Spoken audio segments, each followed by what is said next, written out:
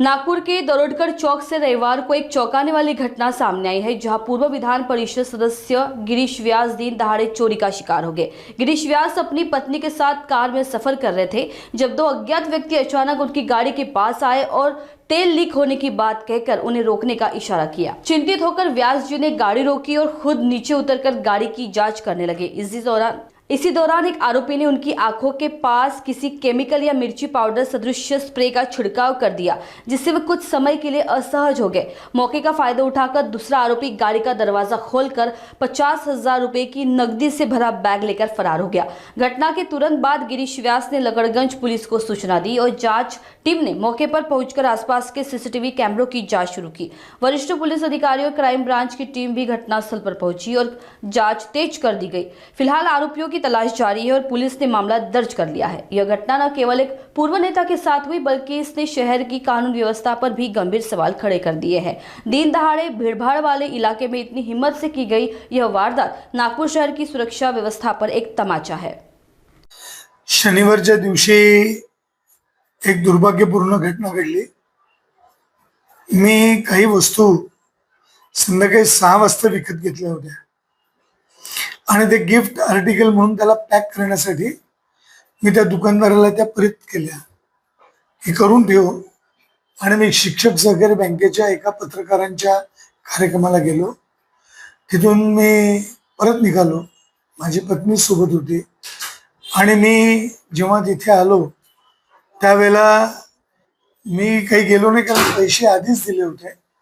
त्यामुळे मी फक्त गाडीच्या बाहेर आलो आणि त्या मालकाला हात दाखवला आणि आम्ही पुढे निघालो। माझ्या जवळून एक जण गेला आणि त्यांनी सीसीटीव्ही फुटेज मध्ये स्पष्ट दिसतंय की त्यांनी माझ्या गाडीच्या समोर बंपरवर ऑइल फेकलं आणि पुढे जाऊन त्यांनी त्याला लॉक केलं। हे सगळं दिसलं असताना आणि त्यानंतर 2 जण आपसामध्ये क्रॉस झाले। त्यांनी सांगितलं की तिथे काळी बॅग आहे, जी ड्रायव्हरच्या मागच्या सीटवर दरवाजातनं ती दिसत होती आणि त्यांनी ते बघितली काळी बॅग। आणि ती काळी बॅग पाहिल्यानंतर माझी पत्नी मागे बसली होती। मला समोर एकाने सांगितलं की तुमची तिथे काही ऑइल पडलाय, म्हणून मी आणि ड्रायव्हर पाहायला खाली उतरलो की नवीन गाडीमध्ये कशाच ऑइल पडलाय। तो ऑइल पडत होतं ते जेव्हा मी बघितलं त्यावेळेला मी 1 मिनिटासाठी थांबलो आणि मी आणि ड्रायव्हर तिथे उभे असतानाच कोणीतरी मिरचीचा स्प्रे मारला, चिली स्प्रे। आणि त्याच्यामुळे माझ्या पत्नीच्या कार चालूच होती, पत्नीला खूप जोराने ठसका लागला, जीव घाबरला, जीव गुदमरला आणि ती या बाजूच्या म्हणजे ड्रायव्हरच्या उलट्या बाजूच्या गेटमधनं बाहेर उतरली। तिकडला दरवाजा बंद होता, कारण सेंट्रल एव्हेन्यू रोडचं ट्रॅफिक खूप मोठं होतं आणि त्यामुळे तेवढ्या गर्दीचा लाभ घेऊन आणि आमच्या डोळ्यामध्ये पाणी, ठसका, आम्ही तिघे एका क्षणासाठी, एका मिनिटासाठी आम्ही जेव्हा डोळे बंद केले तेव्हा कोणीतरी आमच्या कारचा दरवाजा उघडला, मागचा ड्रायव्हरच्या बाजूचा, आणि वरती ठेवलेली बॅग ती काढून तो रोड क्रॉस करून डिवायडरवरनं रोड त्यांनी क्रॉस केली आणि तो पुढे निघून गेला, कारण त्याच दिशेला आमची बॅग नंतर रिकामी आम्हाला परत मिळाली। Gift article as it is होते ते तिथेच होते, परंतु हे सगळं आम्हाला प्रकरण पाऊण तासानंतर आमच्या लक्षात आलं, जेव्हा आम्ही गाडी बदलून नेण्याचा प्रयत्न केला।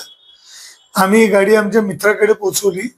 डॉक्टर सुरेश चांडक रेडिओलॉजिस्ट आहे, मेट्रोच्या अगदी समोर, त्यांच्या तिथे गाडी उभी केली आणि त्यांच्या गाडीने लग्नाला जायचा विचार आम्ही केला की गाडी जर ऑइल पडतंय आणि खराब असेल तर गाडी चालवणं धोक्याचं आहे, म्हणून आम्ही गाडी उभी केली। सामान शिफ्ट करत असताना लक्षात आलं की काळी बॅग नाही आहे आणि त्याची शोधाशोध घेऊन आम्ही एक पाऊण तासानंतर, म्हणजे 8:15 ते 8:25च्या दरम्यान, 30च्या दरम्यान ही घटना घडली आणि आम्ही 9:15ला सिटी कोतवालीला फोन केला। हा जो काही वेळ लागला तेवढ्या वेळामध्ये ते पळण्यामध्ये यशस्वी झाले आणि मग आम्हाला दुसऱ्या दिवशी फोन आला की आमची बॅग सापडली आहे। तर आमची बॅग तर मिळाली, ही ती बॅग आहे जी बॅग मला मिळाली। ही बॅग जशी आहे तशीच आहे।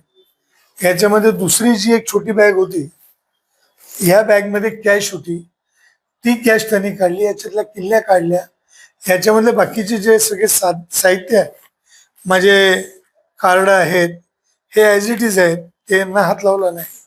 दुसरे साहित्य आहे इकडे, कागद होते एक दोन, ते जसे आहे तसेच होते. मधल्या भागामधले कॅश त्यांनी या मधल्या चेनमध्ये होती ते नेली. शिवाय या याच्यामध्ये शुगर चेक करण्याचं मशीन होतं, माझे 2 गॉगल्स होते, माझे 2 टी शर्ट होते नवीन, तर ते टी शर्ट घेऊन गेले. पण पैजामा कुर्ता जो होता ना तिथे, तो मात्र त्यांनी तसाच ठेवला. तो आणि बॅग आणि तिसरी बॅग मला सुदैवाने मिळाली. आणि याच्यामधल्या माझ्या सगळ्या ड्रायव्हर्सच्या किल्ल्या आणि माझ्या ऑफिसच्या किल्ल्या तो घेऊन गेले. पण मी आता सुरक्षेच्या दृष्टीने सगळे कुलप माझे बदलून टाकलेले आहेत. 70,000 रुपये त्यांनी घेतले, तेवढेच त्यांना कामाचे वाटले, बाकी त्यांनी सामान सोडून दिलं. असं काही नाही, मला नाही वाटत तसा कुठला प्रकार आहे, कारण माझा जो कॅश आहे कोणालाच माहित राहत नाही आणि ती बॅग मध्ये होती. त्यामुळे त्याला गिफ्ट पार्टिकलमुळे तो अट्रॅक्ट झाला. 3 पिशव्या घेऊन आम्ही निघालो. माझा ड्रायव्हर 3 पिशव्या घेऊन, त्यांनी त्या गिफ्टच्या रेड कलरच्या 3 पिशव्या ठेवल्या. ते त्यांच्या लक्षात आलं की याच्यामध्ये घबाड आहे काहीतरी, आणि त्या 3 साठी अट्रॅक्ट झाला. पण त्याला त्या 3ला हातही नाही लावता त्याला जी कॉर्नरची एका मिनिटामध्ये बॅग मिळाली ती तो घेऊन घेतला. पण त्याच्यामध्ये सगळ्यात मोठी रक्कम होती.